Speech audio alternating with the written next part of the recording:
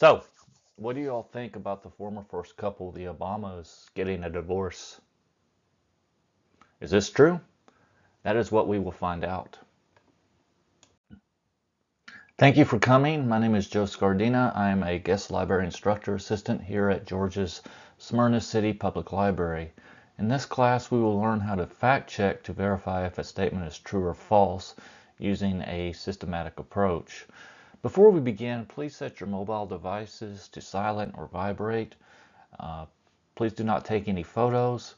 Lastly, please save any questions at the end of each section. Much of this class will consist of letters B through D, where most of the work will be group work. The class will be divided into groups of 2 or 3, where a claim will be assigned to determine if it is true or false. This will be done using the claims checklist, which you see here. I know it looks a little overwhelming, but it will make more sense once we go through step by step. Each group will have their own claims worksheet. In addition to using the worksheet, we will use the fact-checking process,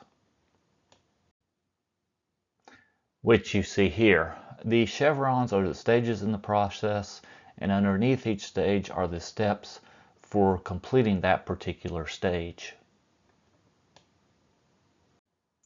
After completing this class, you'll be able to do the following listed here. All right, any questions before we begin? Let's get started. So why fact check?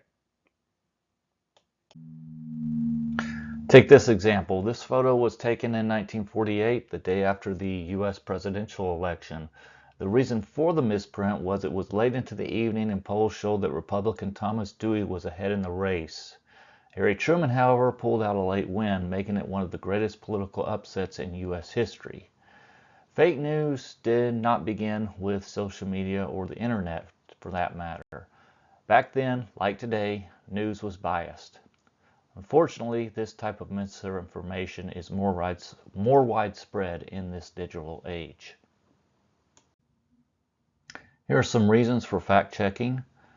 Do you know any other reasons besides what is listed? Are there any questions at this time?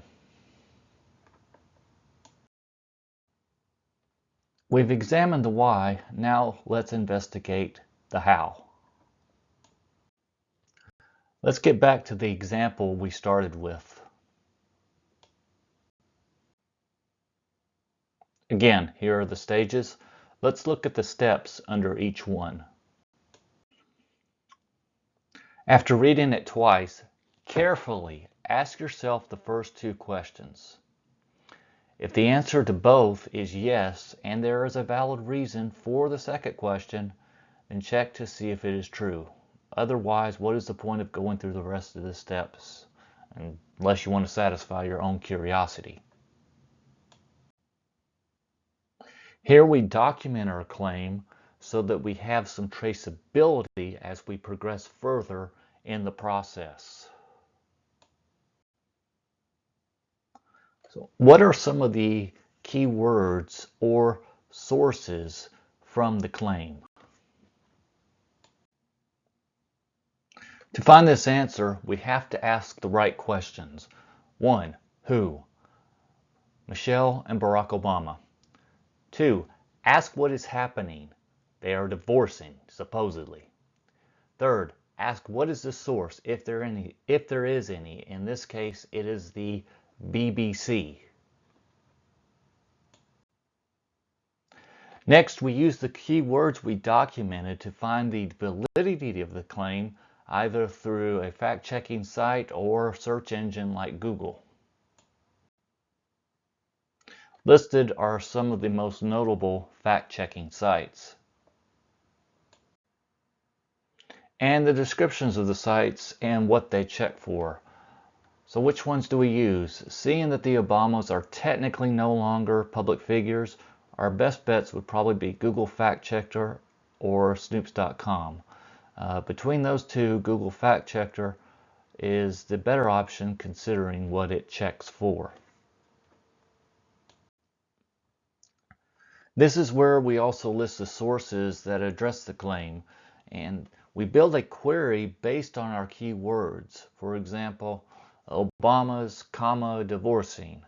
And along the way, we document where we found those sources. Speaking of sources, they are categorized into two parts, primary or secondary.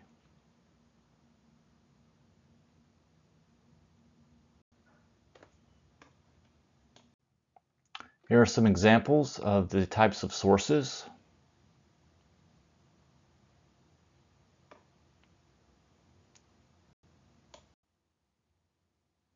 And here are some more concrete examples.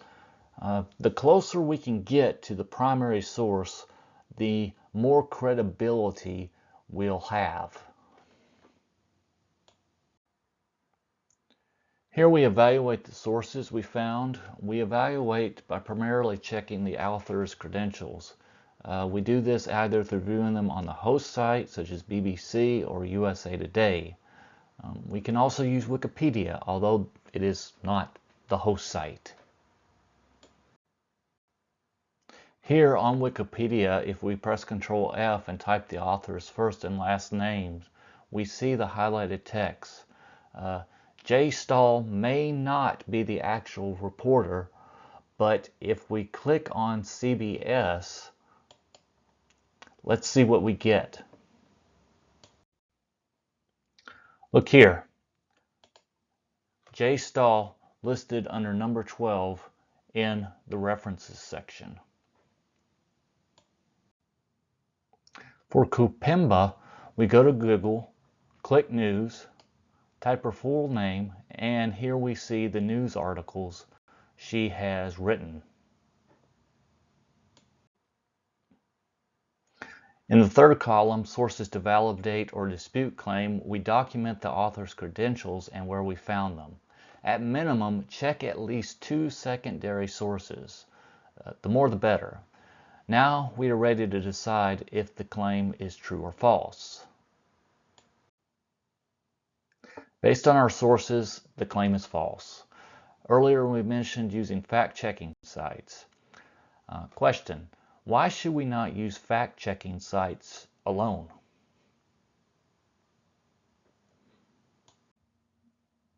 Now that we have our answer, we re-ask the same questions we did from the start. Regardless of our answer to the first question, we still need to ask the second one. If the answer is yes, we need to ask why. Why should we share it? Let's take the following for example.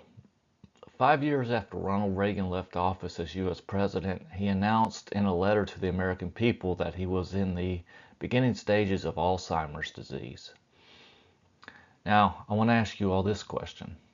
If there was speculation and no official announcement from the former president or his family that Reagan showed signs of Alzheimer's, what would be your answers to the questions and your reasons for them?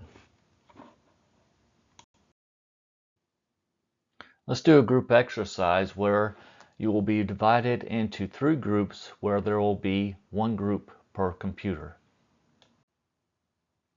Each group will be assigned to verify the assigned claims here using the claims worksheet to document your findings, along with the fact-checking process, which I will leave posted on the screen during the exercise.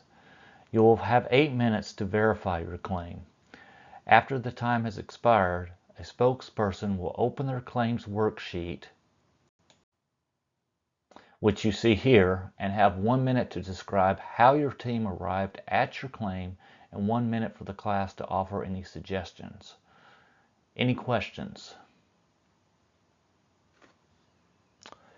You may begin.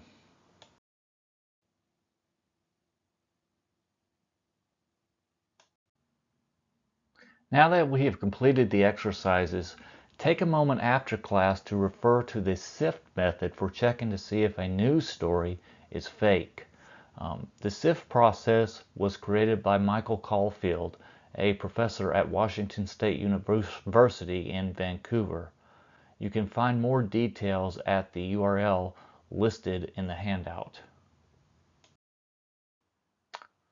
This concludes our session. Thank you all for your participation. Before leaving, please complete the evaluation located at the top. Your feedback will be most helpful in helping us improve this class. Have a good day, and I will stay if you have any further questions.